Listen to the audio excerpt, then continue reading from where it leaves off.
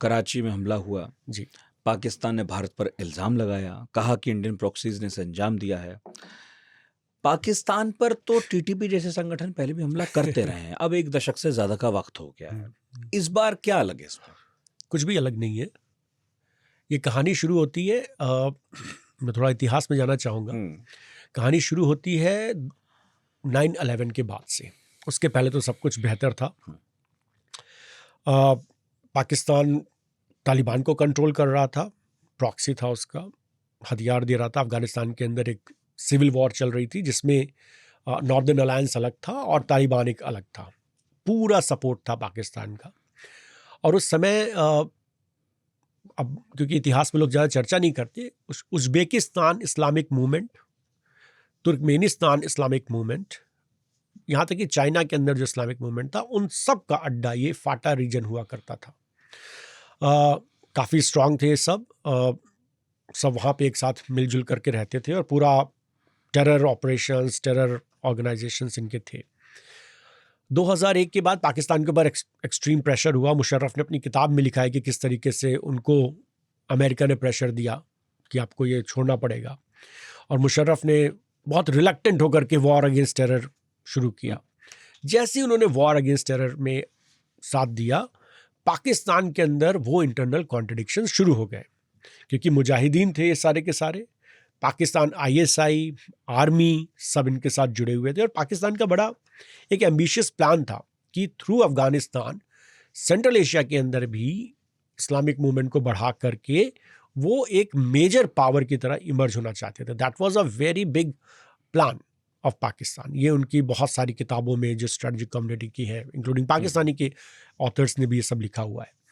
तो वो पूरा प्लान ही उनका डिरेल हो गया 9/11 के बाद से रिलक्टेंटली, और उसके बाद से प्रॉब्लम शुरू हुई। एक बहुत मेजर एक्सीडेंट जो पाकिस्तान की है, लाल मस्जिद 2007।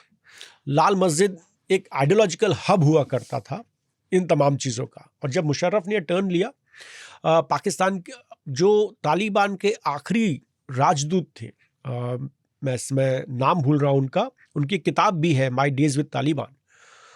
उन्होंने प्रेस कॉन्फ्रेंस किया था आफ्टर 9/11, जब अमेरिका आने वाला था अफगानिस्तान के अंदर। आफ्टर द प्रेस कॉन्फ्रेंस उनको पाकिस्तान के अंदर से पकड़ा गया और अमेरिका के हवाले किया गया। उन्होंने माई डेज विद तालिबान में इसकी जिक्र किया हुआ है कि किस तरीके से पाकिस्तान ने उन्हें ह्यूमिलिएट किया। अब्दुल सलाम ज़ईफ, वो उनको अरेस्ट करके वहाँ से दिया गया। लाल मस्जिद के अंदर एक आइडियोलॉजिकल प्रॉब्लम शुरू हुआ लाल मस्जिद का, और लाल मस्जिद के थ्रू मुशर्रफ पे अटैक हुए। और उसके बाद लाल मस्जिद का सीज जो 2007 में मेरे ख्याल से है, पूरा उसको कब्जा किया गया। आर्मी का वहाँ पे ऑपरेशन हुआ, तकरीबन 100-150 लोग मारे गए। हाँ, वहाँ से खुला कहा गया कि अगर आप पाकिस्तानी आर्मी के जवान को मारते हैं, तो समझिए काफिर को ही मार रहे हैं। बिल्कुल। तो वो उस तरह की चीज़ें थी वहाँ पर। उसके बाद फिर 2014 में ये फाटा रीजन पे एक इन्होंने ऑपरेशन शुरू किया, जज्बे अब्र करके, अगर मैं सही उसको प्रोनाउंस कर पा रहा हूँ तो। वो ऑपरेशन था, एक मेजर ऑपरेशन था इन तमाम ग्रुप के खिलाफ, TTP, Uzbek Islamic movement, Turkmenistan Islamic movement, इन सब के खिलाफ वहाँ पर एक मेजर ऑपरेशन शुरू किया। उसमें पाकिस्तान ने एक गुड तालिबान बैड तालिबान का आइडिया लेके आए। अब गुड तालिबान कौन है? हक्कानी। गुड तालिबान कौन है? एक मसूद करके हुआ करते थे, वो गुड तालिबान हो गए। वो जो अफगानिस्तान या जो जिनसे उनका एक लार्जर सपोर्ट है, गुड मुजाहिदीन भी हो गए, लश्कर तोयबा जो इंडिया के अंदर ऑपरेट कर रहे हैं। और कुछ हो गए बैड एलिमेंट्स जो उसमें तहरीक तालिबान पाकिस्तान, वो शरिया चाहते हैं। वो चाहते हैं कि जिस तरीके का रूल है वो बिल्कुल हट जाए, बिल्कुल शरिया जो अफगानिस्तान के अंदर जैसा है वैसा ही एक सिस्टम वहाँ पे मतलब जैसा सपना पाकिस्तान को बनाने के पीछे देखा गया था, अब उसे साकार किया जाए। सही मायनों में उसे एक शरिया देश होना है। हाँ, मतलब जिन्ना का क्या सपना था पता नहीं, उसको तो पूरा डिरेल हो गया। पर उसके बाद के जो सपने, लाल मस्जिद, वैसे उनके सपनों को लेकर पाकिस्तान में बहुत बात होती है। प्रोफेसर इश्तियाक अहमद ने बहुत साफ-साफ बोला है कि उनके किसी 1-2 बयान से इस बात का आइडिया ना लगाया जाए कि वो कोई बहुत सेकुलर देश चाहते थे, क्योंकि उनके एक बयान पर उनके किया हुआ बहुत भारी है। एक तो उनका किया हुआ और उनका एक बहुत बोला हुआ और डॉक्यूमेंटेशन है बहुत बड़ा। तो उनका ये कहना है कि भाई इससे तुम ना बहुत ही ज़्यादा भ्रम की स्थिति मत रहा करो।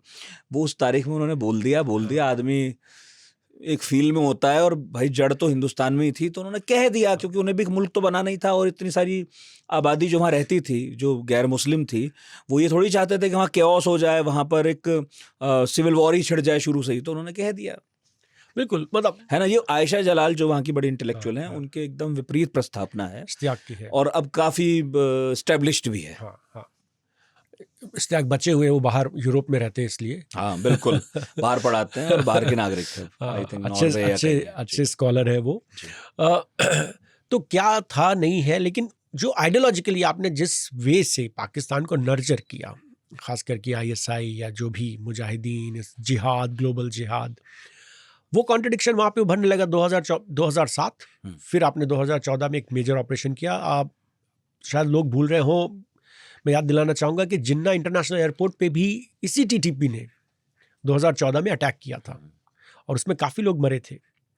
इन्होंने वाघा बॉर्डर पे जो पाकिस्तानी साइड है वहाँ पे भी अटैक किया था।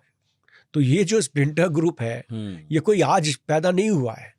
इसका UN की जो लिस्ट है, जो टेररिस्ट लिस्ट है, अगर कुछ आपके दर्शक जाके UN की लिस्ट पे अगर इसको खोजना चाहें तो वहाँ पे मिल जाएगा और इसके मेजर टेरर स्ट्राइक्स भी मिल जाएंगे जो इसने पाकिस्तान के अंदर कर रखे हैं। तो ये कह देना कि इंडिया का भाई ये तो 2014 से है आपके पास, स्प्लिंटर ग्रुप है ये, आपके यहाँ स्ट्राइक्स कर रहा है, आप इसको जानते हैं। आज उसका सेफ हेवन हो सकता है तालिबान के अंदर हो, अफगानिस्तान के अंदर हो या उन्हीं रीजन्स में हो, तो ये तो हमेशा से एक्टिव है। अब आज वो आपके लिए भारत, मतलब मुझे तो बड़ा अजीब लगता है कि अगर आप सिर्फ UN के साइड पे चले जाएं तो वहाँ पे इसका है, पूरा जिक्र है, इसके मेजर टेररिस्ट स्ट्राइक जो ऑर्गेनाइजेशन ने पाकिस्तान के अंदर कर रखे उसका जिक्र है और मेजर टेररिस्ट स्ट्राइक्स है। इसने ईस्टर संडे में एक पार्क के अंदर बहुत बड़ा एक टेररिस्ट स्ट्राइक किया था इसी ग्रुप ने और वहाँ पे बहुत सारे लोगों को मारा था। तो कोई नया ऑर्गेनाइजेशन नहीं है पाकिस्तान के लिए, पाकिस्तान को पता है।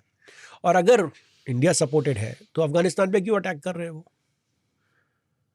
तो वो सबको पता है कि उसकी जड़ें कहाँ हैं। आइडियोलॉजिकली इंडिया सपोर्टेड है तो पाकिस्तान अफगानिस्तान पर क्यों अटैक कर रहा है? अफगानिस्तान पे क्यों अटैक कर रहे हैं भाई पाकिस्तान? नहीं, क्या पाकिस्तान ये नहीं मानकर चल रहा थोड़ा बहुत कि अगर इंडिया सपोर्ट कर रहा है तो थ्रू अफगानिस्तान इस आतंकी संगठन को कर रहा है, तो वो अफगानिस्तान पर कर रहा है जैसे ईरान उन देशों पर करता है जहां अमेरिका के सैन्य अड्डे हैं।